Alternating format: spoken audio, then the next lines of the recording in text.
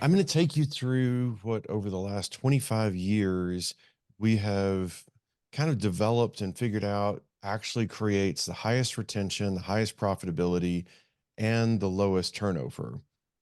So, as you think about any business, one of the biggest frustrations that we tend to face is people get very frustrated with employees not doing what they're supposed to do. Back in the late 1970s, there was a guy named Dr. Derek Price who came out with a principle called Price's Law. And Price's Law states that if you take the total number of employees, the square root of that number is the number of superstars or top performers that you have. So we think about the number of top performers and we go, wow, if we just had a few more top performers, it would be amazing. In a 10-person company, that's like 3.2. In a 100-person company, that's just 10. So the percentage of top performers goes down as we go up in the number of people that we have in our organization. And a lot of that is because we systematically promote people beyond what we've prepared them for. Go back to 1968, Lawrence J. Peter came out with what he called the Peter Principle. And initially, he was kind of making fun of corporate America, and it was a joke. He ended up turning it into a book because it was such a popular concept. But the concept stated that as you see people being good at this skill, we have a tendency to put people in charge of other people who do that skill. But being in charge and doing the skill are not exactly the same things. And that's where we create a lot of the issues that we have from a leadership standpoint is we're putting people in charge of stuff, but we haven't prepared them to actually be in charge.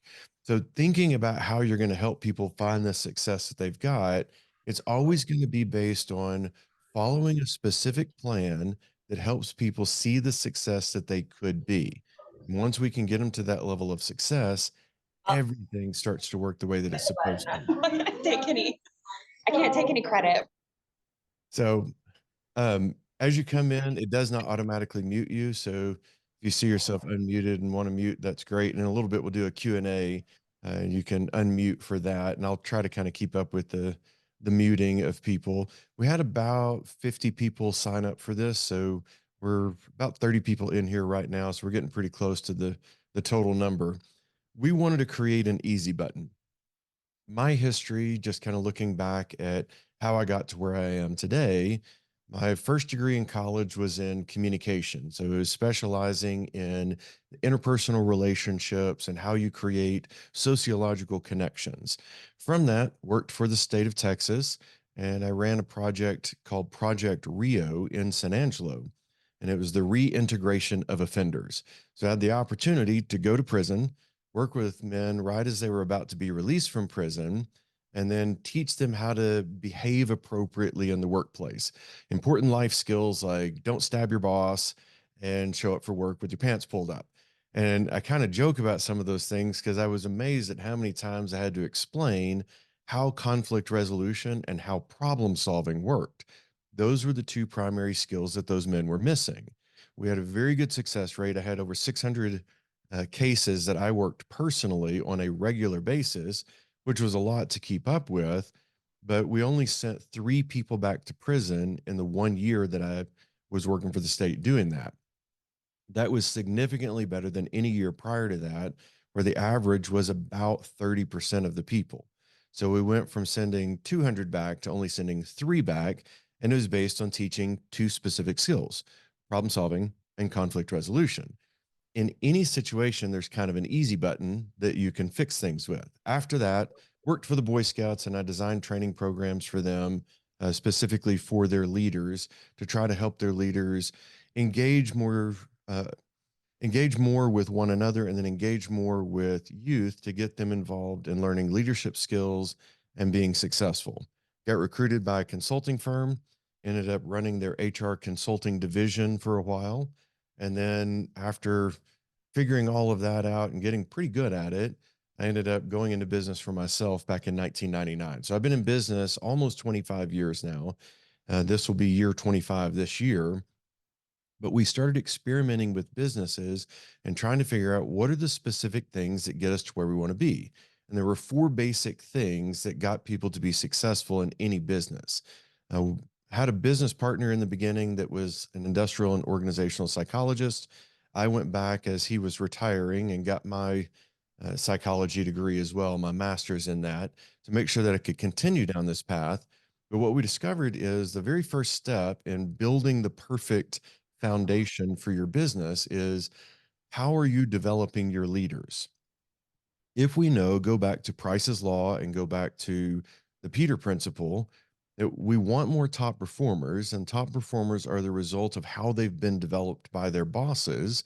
And we know that when we get those top performers, if we've prepared them before we put them in the situation, they have a tendency to do incredibly well. So development became the first piece. The second piece became, how do we then get people to go to work for us that are the right fit? We a lot of times switch those backwards. We end up with Yes. people that are going in the wrong direction, and they're saying, "Oh, no, no, it's all about attracting people first, and then it's about developing I them." think citing and land rights. I got one of you that's unmuted. See if I can figure out which one that is. So I think you're muted now. Okay, so as you think about the idea of attracting the right people, we want to get people that are going to be natural superstars. But if you don't have a system for how you onboard them and develop them, that's not going to work. So if we get those switched and we attract great people, but we bring them into a culture with bad leaders or a bad culture, they're not going to stay. If you bring in bad people, they're going to ruin your good culture. So either way, you've got to get your leadership intact first, then you've got to attract. Third piece of this is going to be that we'll talk about how you retain those people. And there are 6 basic psychological needs that humans respond to. If you meet 2 of them, you retain people. You don't have to meet all 6. If you meet 3 of them or more, you engage people. We'll talk about what those 6 needs are as we go through this. And then the final piece is how you keep tweaking the way that you manage and lead people to engage them both logically and emotionally so that they perform at the highest levels. So I'm going to start with a quick story. This is the story of "That's Not My Job." And we hear this a lot in business. This story is about 4 people named everybody, somebody, anybody, and nobody. There was an important job to be done, and everybody was sure that somebody would do it. Anybody could have done it, but nobody did it. Somebody got angry about that because it was everybody's job. But everybody thought that anybody could do it, but nobody realized that everybody wouldn't do it. So it ended up that everybody blamed somebody when nobody did what anybody could have done. This is the story of modern day business. Somebody around here needs to do something and make this thing better, but nobody's doing it. And so, as we're looking at this, we're trying to figure out, how is it that we get people to actually move in the right direction?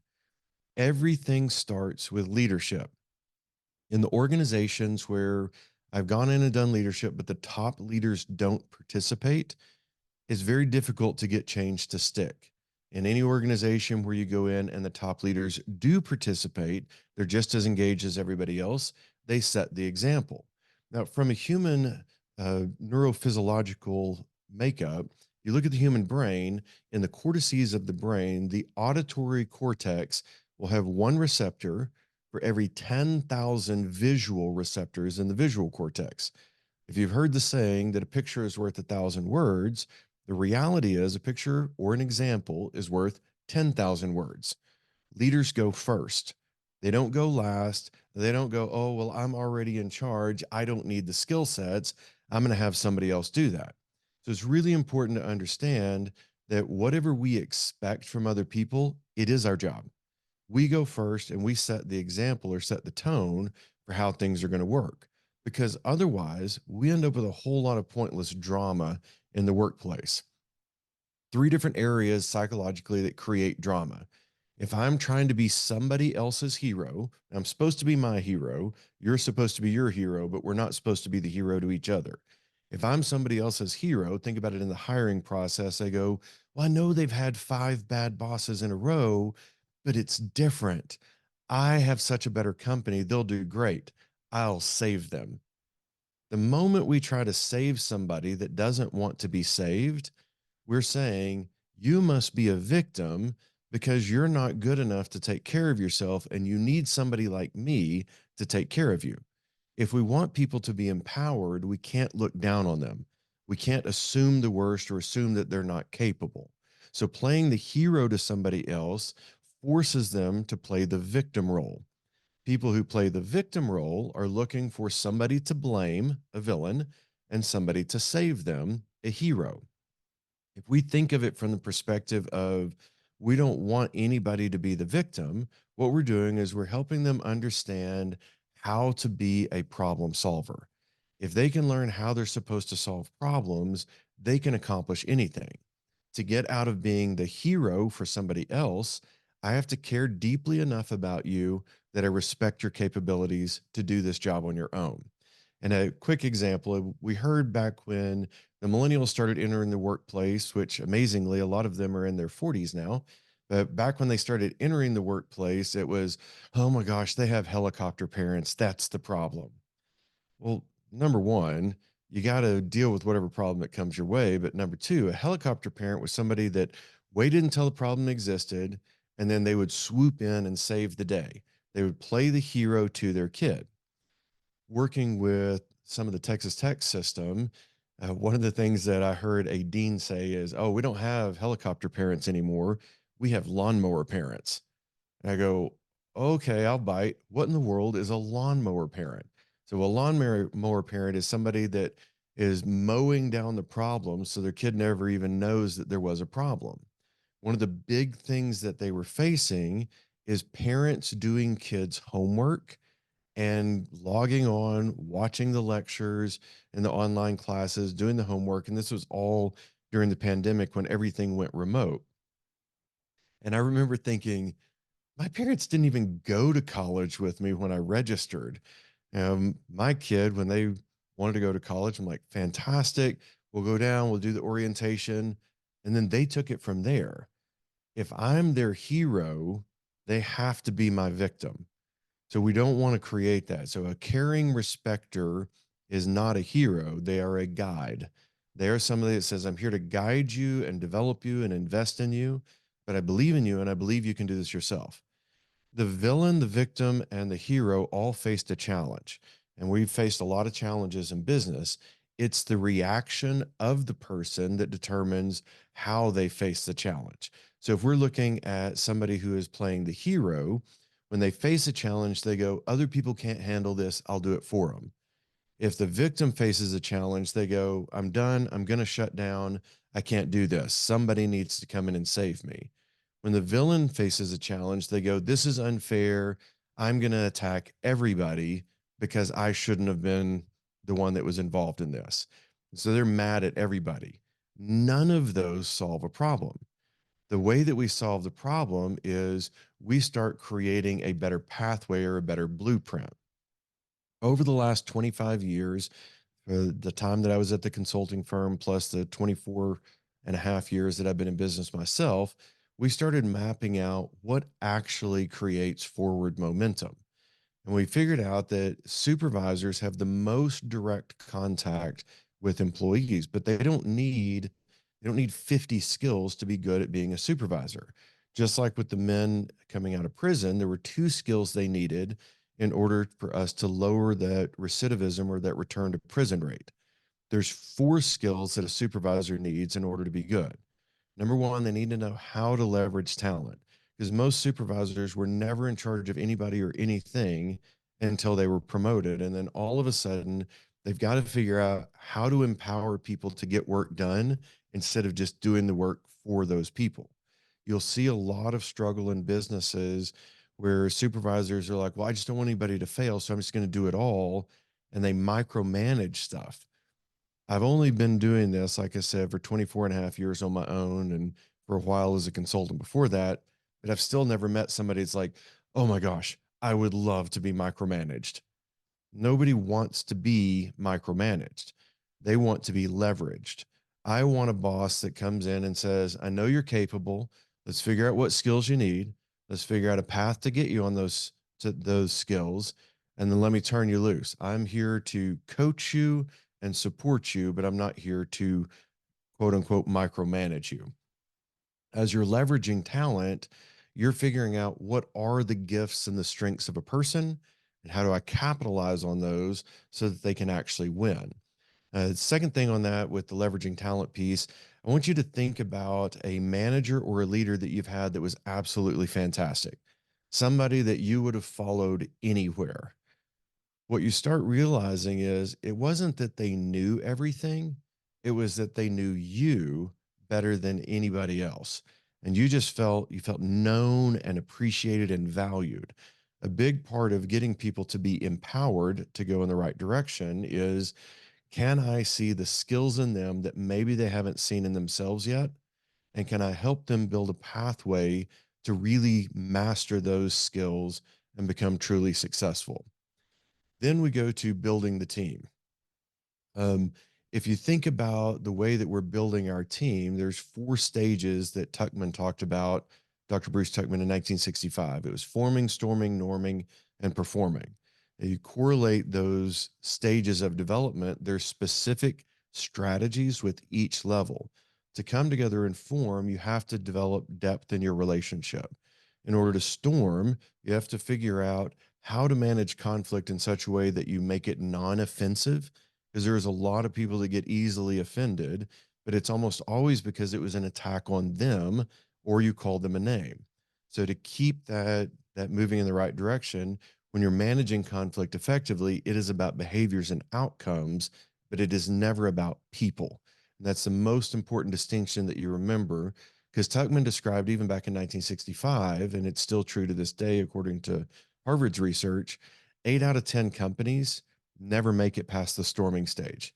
That's why so many companies fail, because they don't ever figure out how to deal with conflict.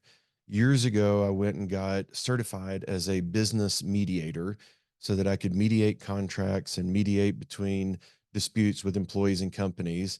And I was fascinated in going through that certification process, because to become a mediator, all you're really doing is figuring out how to take away the emotional piece of it and make it logical. There's this same exact thing that I'd been teaching in conflict resolution. It was just now I had an official certification. When you get into norming, this is like the strengths movement. So when Gallup organization put out Strengths Finder and Strengths Finder 2.0, those are helping us understand, how do I capitalize on what Carla is amazing at or what Noreen is truly gifted at. When we figure out what a person is truly gifted at and we set them up to be able to do that on a regular basis, they get excited about being a part of the team. Betty Crocker figured this out way, way back. Originally, they created this easy bake cake, and it was add water, stir, bake, you got a cake. And nobody bought it. Nobody wanted a cake that was that easy because they didn't put any effort into it. The formula that they figured out was 70-30. It was 70% Betty, 30% you, 100% delicious. They backed out the oil and the egg because their research showed them that for somebody to be truly engaged, they had to have enough effort and sacrifice, or they wouldn't feel like they were a part of something bigger than themselves.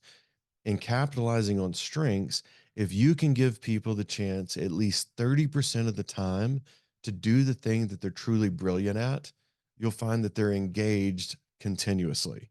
Then you get to the performing stage. This is when everybody understands their job and everything is clicking.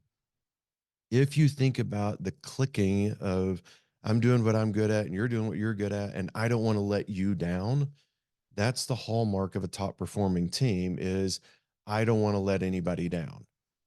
The emotional intelligence piece of it, there, you can kind of complicate it if you want, but Daniel Goleman is probably the front runner on research with emotional intelligence in the workplace. Break it down to, can I listen effectively? And if I can listen effectively, then I can understand another person's perspective. The second piece that you break down in there is, can I understand what they're saying back? And so both sides of this are really about the effective listening process. And then, can I control me, my motivation, my emotional responses, and so on? So you want to teach people how to control the story that's playing in their head. So I'm going to give you a quick tactic on this one. This be incredibly helpful in anything that you do. When you go through an experience and you start to have a negative emotion, ask yourself the question, What is the story that I believe about this situation that has me feeling the way that I feel? If you ask, what is the story? Then you start to understand, well, what I'm telling myself is when this thing happened, I felt this because it meant that. That's the understanding you're trying to create. So then you ask a better question. What is a story that would serve me better in this situation and that would keep me going in the right direction? By understanding the better story, you can shift your thinking. That's what leads you into positive accountability. And accountability ultimately is about getting people to say, I want more responsibility and I want to be responsible for the things that I'm doing. There's three basic questions, and I'll hit them again in the slide here in just a little bit. But the three questions when somebody makes a mistake are, can you walk me through what happened? At what point could you have done it different? And what will you do next time? So, can you walk me through what happened is a logical progression of the things that happened. At what point could you have done it different is ownership of previous accountability. That's what's called the point of accountability. And then what will you do next time is future accountability. If we can get supervisors to understand those four things, we have got amazing supervisors, and you have just squashed the majority of your turnover. Now, turnover is expensive, and there'll be a QR code at the end that you can scan and get to a turnover calculator. But if you look at an entry level position, you're typically looking at about $3,000 to $4,000 in turnover costs that you lose in net profitability. If you look at higher level positions, I do a lot of work with hospitals, so I'm going to take nursing as an example. The study that we did on them shows that it's roughly $72,000 to turn over one RN because there's so much additional training in year one and so much additional onboarding that it just costs a fortune. So when you start thinking about creating that profitability, squashing turnover is the number one way to increase your profits. As managers, there's three basic things that a manager has to know on top of what a supervisor would know. And first is strategy and planning. Now, I don't know how many of you have ever done a strategic plan, but if you're the first time I did a strategic plan for a company was in the year 2000, and they said, hey, we want a strategic plan. So I read every book I could find on it, and I came up with this gorgeous 45-page plan that we put together for the company. And they said, this was such a great experience. We loved it. Come back the next year. I go, so what did you accomplish? Like, we haven't really looked at that. That's the problem with most strategic plans is it's a great 2-day experience, and then nobody looks at it after that. And if nobody is looking at it, then it didn't do any good. We want to make sure that we're putting things out there that people are actually going to follow. So you simplify strategy and planning by breaking it down into zones of accountability, processes within each zone, and daily habits that make the processes automatically successful. You can manage your day a lot easier than you can manage your year. But if you manage your day, your week takes care of itself, then your month, then your quarter, then your year. Now, when we think about the strategy that we're doing, it has to be easy to understand and easy to implement, or it's not going to happen. Change management is the second piece of that. And we have had more than our healthy share of change since 2020. All of us have. But if you're managing change, I recommend typically that you're looking at what is the process that gets people to have a sense of urgency, a clear direction, and measurable outcomes. So if you have a sense of urgency, clear direction, and measurable outcomes, you can get people bought into the direction that you need them to go. And then that flows into how you manage their performance. Their performance is managed by creating what I would call critical achievements. So often our performance reviews are, did they have a good attitude? Do you feel that they lived by the corporate values? But we don't correlate it to any actions. When you're managing performance, it's not managing intention, it's managing what they did, cause, and what they got, effect. Now imagine I'm married. I've been married for 30 years, almost 31 years. But imagine on my 30th anniversary, if I woke up that morning and I rolled over and I looked at my beautiful wife and I said, babe, I intended to do something great for our anniversary. but I didn't. That I'm not going to be measured on my best of intention. I'm going to be measured on whether or not I actually did anything that would qualify me as a good husband. But if I rolled over that morning and say, I wrote you a poem about 30 years of marriage with you and how incredible it's been, and I booked us a trip and it's where you've always wanted to go. Well, now I'm a good husband because that was an action, not an intention. All of us are measured based on what we did, not what we meant to do. So we want to make sure that as we're managing performance, it's not about something that's theoretical, it's about something that is practical and measurable. So you've got to teach them how to do performance management on a monthly basis. So you set your targets for the year, but then every month you should have a one-on-one with your direct reports that helps you understand where they're at and what's working and what's not. Then you get into leadership. Now, Peter Drucker was the first management theorist who said you can be an amazing leader and a horrible manager, or an amazing manager and a horrible leader, or good at both or bad at both. But they're different skill sets from managing people, because he said that managing is one to one, leading is one to many. And there's four key roles that a leader has to play to build a great organization. I see a lot of leaders get put into that position of being in charge and then just crash things. Ron Johnson is one of those guys that was an example, did great at Target, did great at Apple. His first CEO role, he's moved from managing into leading, and he becomes the CEO of J.C. Penney's. And if you remember back in the 1980s and 1990s, J.C. Penney's was the place to shop. If you were middle America, you shopped at J.C. Penney's. They had a market capitalization when he took over of $13.2 billion dollars. And by the time he was done 17 months later, he had reduced their value from 13.2 billion dollars to 267 million. He had almost completely wiped out an organization that had taken decades and decades to build to the level that it was at. Replaced him. They fired him and then brought in the CEO from Joanne Fabric. They're back up to about 2.5 billion, but it's taken almost a decade to get him to 2.5 billion from what he did in 17 months as a bad leader. When we ask the question, does the leader really make an impact? You see slow, steady progress with a good leader. You see quick progress with a great leader, and you see devastation with the wrong leader. Who we put in charge matters more than almost anything that we do. I would much rather have a great leader with a bad plan than a great plan with a bad leader, because you're always going to get further with the great leader. So there's four roles that they play. The first is they build connection and build relationship.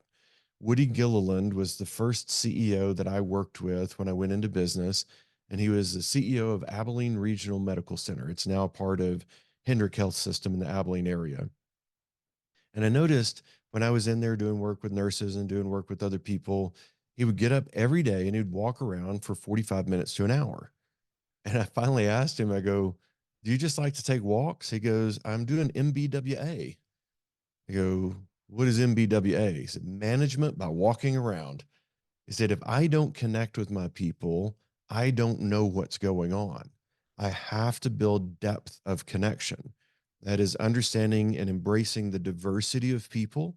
That is understanding what motivates and drives them. And it is understanding how to connect and communicate with them. So the building connection had three skills. It was value-based diversity, motivation, and communication. Then you create clarity. And I've worked with several CEOs, obviously, in that first several months of being in business, but Woody was one of those that was just masterful at the things that he did. I watched him and I watched other CEOs, and I hired coaches and found mentors, and I found that the best of the best always created clarity for what their expectations were. That meant that they coached people by setting an expectation, observing what they were doing, asking some key questions, and teaching them how to lead themselves. So when we're creating clarity, we're coaching, we're confronting when we need to, and then we're counseling them to make sure that they go in the right direction. And the question that Kay put out is, does everyone have the capacity to be a good leader? The answer is yes, if. Yes, everybody has the capacity to be a good or a great leader if they can get out of their own way. And I was asked a question just last week. What do you see that's the biggest problems that you face in business? And the number one problem I have faced for a quarter of a century is leaders whose ego wouldn't allow them to get out of their own way. When the ego gets in the way, they can't create connection or clarity. So it's a leader who is humble enough to be able to say, I made a mistake and I'm willing to change. So when we're teaching the skill sets that are required, if the leader says, I'm not above this, I'm not beyond this, I'm not too good for this, I want to know the same things that my people are going to know because I want to create a common leadership language. Teaching the skills is easy. Anybody can change if they're willing to get out of their own way. The number two thing that I see that causes failure in leaders is an unwillingness to listen to the ideas of their people. If you look back at Jim Collins' research, he showed that you look at Eckerd's versus Walgreens, the difference that made Walgreens a success and Eckerd's non-existent, and this all happened in under 2 years, was that Walgreens finally decided we want to be successful and we're tired of believing that we have all the answers. They brought in a great consultant. Consultant said, well, I don't know the answers, but I bet your people do. And they went and talked to the entry level, supervisory level, mid level people and said, what can we do different to be successful? It was a collaborative vision, which created the momentum for Walgreens to beat Eckerd's. And it was a single mom that worked at Walgreens that said, if you can go to the bank and make a deposit, why can't we do the same thing with our pharmacy? I don't want to drag a sick kid to the back corner of the store, past the candy aisle, and back to the front, then back in to get the medicine and back out. So Walgreens innovated because of a single mom. They didn't innovate because of, they were just truly gifted at the top levels. It was because they listened. Creating that collective vision, it sets your goals in your direction, and then it helps you figure out how do we get the buy-in and solve problems when it's necessary to solve those problems and make the kinds of decisions that keep us moving in the right direction.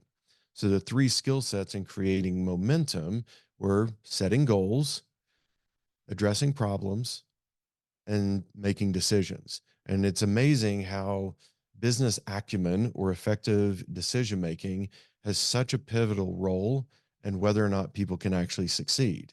That final role that a leader plays is on achieving results. And there's three specific skill sets within achieving results. And those skill sets are, how do we build the right kind of team? How do we build the right kind of culture? So it's high performance teams, then it's effective culture. And then how do we make sure we keep the right priorities in front of us?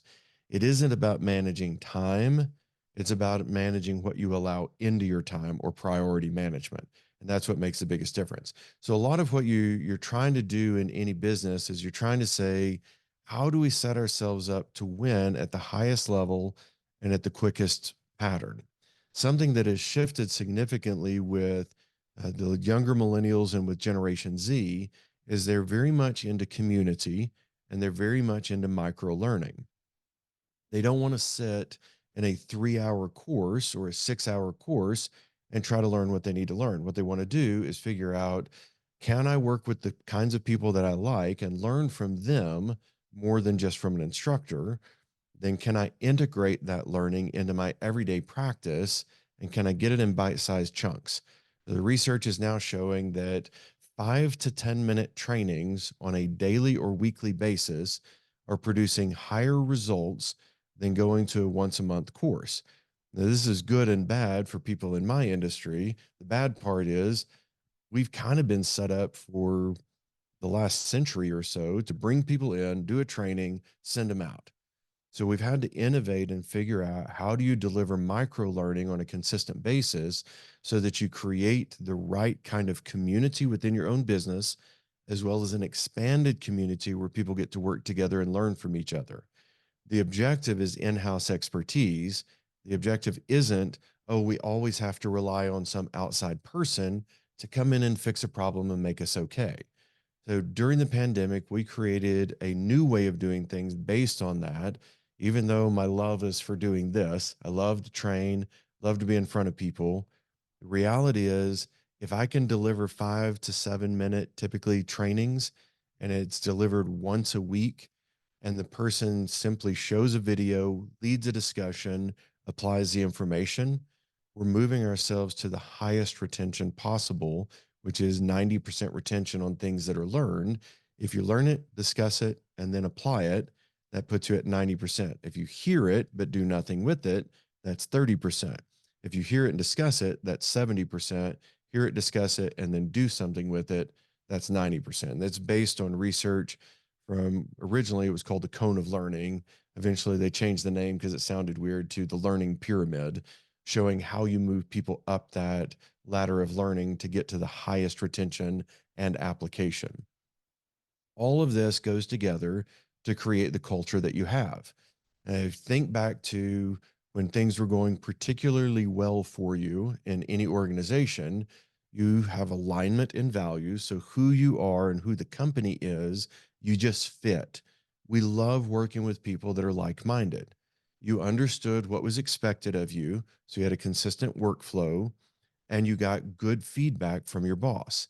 If you notice through the generations, go back to the boomers, baby boomers born 1946 to 1964, no news was good news. If your boss didn't talk to you, you hadn't messed anything up and it was all good. Then you look at the Gen Xers. Hey, boss, I need a little feedback at the end of this project to know if I did all right. Then you look at the millennials, and there's really three segments of millennials: older, middle, and younger millennials, and they don't really think alike. So the millennials, you kind of can't categorize them or generalize what they were like as a generation because they were so vastly different from start to finish because of everything that they went through in life, but they still wanted more consistent feedback. Let me know how I did this week, this month, this quarter, so I will adjust if necessary, or I'll stay on track if I'm doing the right thing. So we're expecting more consistent feedback. Then you look at Gen Z, which the oldest of them is now about 23 years old in the workplace. Their expectation is even more regular feedback than the millennials or Gen Xers were expecting. That feedback loop creates open communication, and ultimately, it's what grows your team. So, as we think about putting these skills together, that's once the skills are in place, then we know how to attract people. What is working now, we've been doing this research for the last 2 years, is you have to tell stories instead of just putting out an ad that says, must have this, must do this, must be this. But it isn't a new concept. We went back to Ernest Shackleton in the late 1800s in the first Antarctic expedition. And he was saying things like men wanted for hazardous journey, long months of bitter cold and darkness, safe return doubtful, but honor and recognition in case of success. What everybody wanted in the late 1800s was to be honorable and to be recognized, more so than they cared about whether or not they even survived. He had over 1,000 applicants for his Antarctic expedition, and they did get lost, and it was cold, and it was dark, but they made it back. It was supposed to be about a 45-day trip. It ended up in being a 17-month trip, but they had honor and recognition when they made it back. So your story has to have relatable characters, real emotion, specific significant moments, and then details.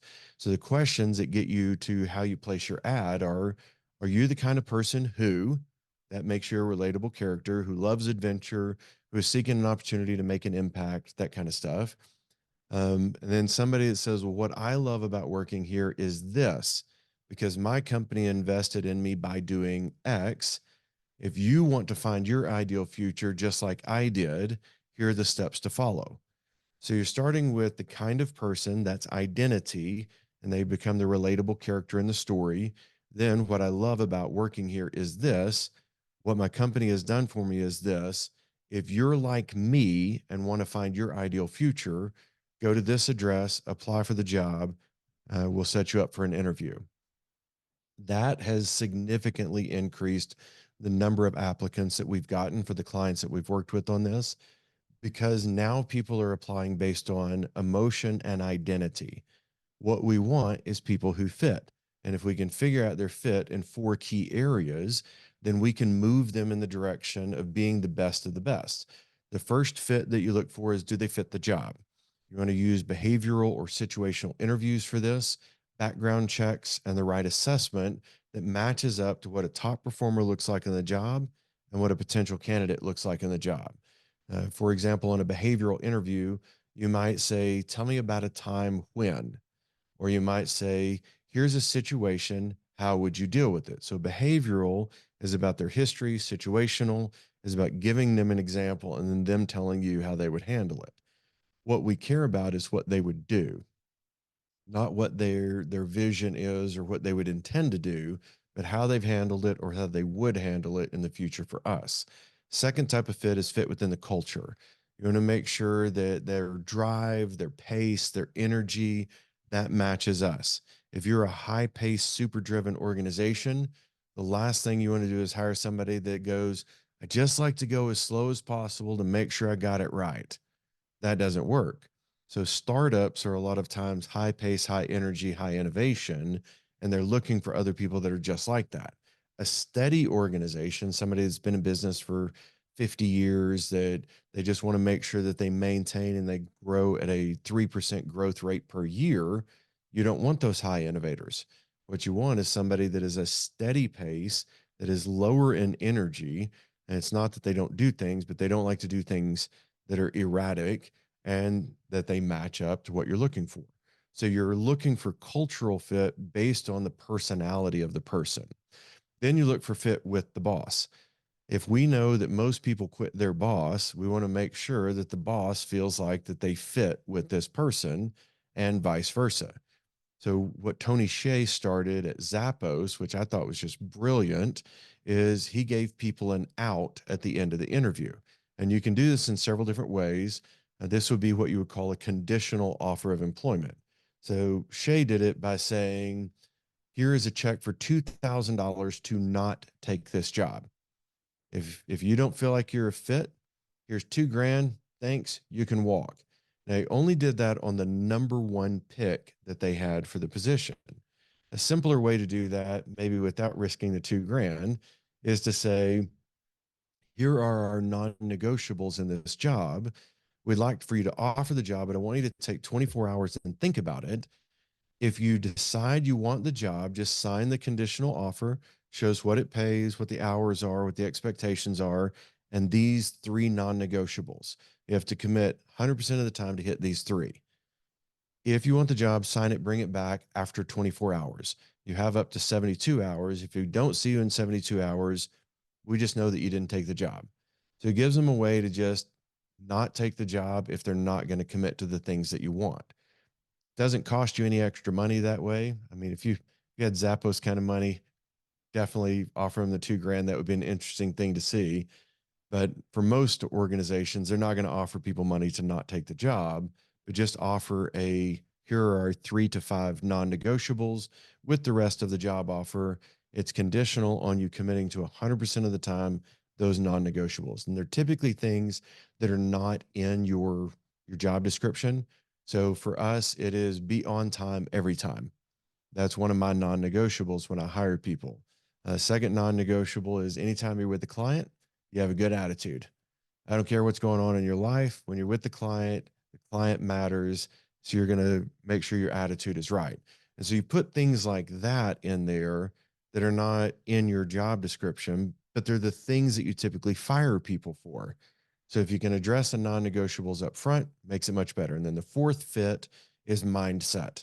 You're looking for a growth mindset in most organizations. There's only two mindsets, and this comes out of research from 27 years ago from Dr. Carol Dweck. And she said that you have either a growth or a fixed mindset. The growth mindset says, I don't know how to do that yet. So it's a person that says, I can learn, I will learn. And the fixed mindset is, I am who I am, and there's nothing I can do about it. I want people that'll face their mistakes and move forward. When you do get the person on board, the next piece of the blueprint is, what do you do in the first 90 days that you have them? Research from MIT and from Harvard shows that how you manage people in the first 90 days will determine up to 2 years of retention with that person. So, this is your golden opportunity to get them going in the right direction. And the steps that you follow are, what are the top 10 skills required for that position? So, have them listed out and described. Who are the subject matter experts for these different skill sets? And you might have, say, three different people that are in that department that are just brilliant at different areas of those 10 skills. And then can I match them up and track? And a simple tracking is, you'll have, okay, Jody is an expert in these four skills. You're going to be teaching the new hire how to do these. Once you believe that they have mastered it and they have demonstrated effectively, you sign off on it. And then once they believe that they have mastered it, they sign off. So you have a double signature on each one of the skills, so that you don't have people coming back and saying things like, well, nobody taught me how to do that. Like, we have a record. These are the 10 skills that you have to do in the job. Your boss said that she or he believed that you had mastered it. You said you believed you had mastered it and had no more questions. What changed? And so you have some level of accountability. But I've also found that once people start doing this, you almost never have anybody come back and say, oh, I wasn't taught. And it's typically 10 skills or less to be a master of any position. So map those things out, figure out who can teach it, and then just have a sign off sheet where they say, these are the skills you're teaching. When you believe they're good, you sign it. When they believe they're good, they'll sign it. When you're teaching, you explain, demonstrate, coach. Explaining is auditory learning, demonstrating is visual learning. They do it and you coach them through it is kinesthetic. There's only three primary learning styles that people have to deal with. If we set up our onboarding and our training to hit those three styles in that order, auditory, visual, kinesthetic, then you'll find there's no excuse for people not mastering the skill. Once they've mastered those skills, every year I ask the question of my people, what's something new that you want to learn that you believe would make you better at your job? And then I find somebody who can teach that, or a place that they can go learn it, and that puts them on the right path. As we're building our top performers, there are six key areas here. What's interesting to me, if you look at those areas, people and culture, work praise, meaningful benefits, ongoing training, and values alignment, all of those really have to do with bosses and coworkers. Five of the six are related to our connection with others. 9% of why people will leave a job has to do with everything else: working conditions, we don't have good air conditioning, my chair is broken, all that kind of stuff. But that's all. The rest of it is just 9%. Everything else ties into this relational connection and the way that we would interact with other people. If we understand that, then meaningful benefits aren't necessarily what you're getting as far as health insurance. For example, a lot of younger people would like some flexibility in their work and the ability to go to their kids' events in the middle of the day and then make up the time later. If you give people the things that matter to them, they give you back loyalty and they give you back performance. Price's law that I started with is also the law of discretionary effort. People will give effort that they're capable of giving when these things are in alignment. They've been trained to do their job effectively, and they're working with people that they like, know, and trust. Discretionary effort typically makes up 67% of a person's capability. To do a job and keep a job and not get fired typically requires 33% of a person's capability. So when you see a top performer will, they'll typically outperform an average person 3 to 1. And an average person will outperform a low performer between 5 to 1 and 10 to 1. Massive difference from average to low, and it's triple from average to high. That means that if we have one top performer, they do the work of three people. We have two top performers, now they're doing the work of six people. That's the massive variance that we start to see. Is the more we get people truly engaged, the more we see exponential growth and performance from our people without having to stress too much. 5 areas that as you're moving your team in the right direction, they are, can we build trust?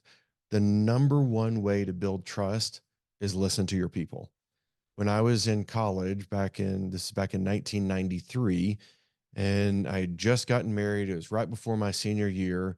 My brand new bride made this suggestion of, "Oh, I think your degree would go so much better if you would sign up for this class called active listening."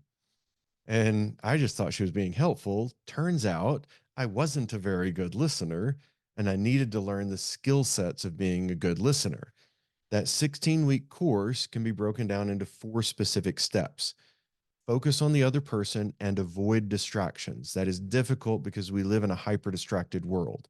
Second, respond non-verbally to that person.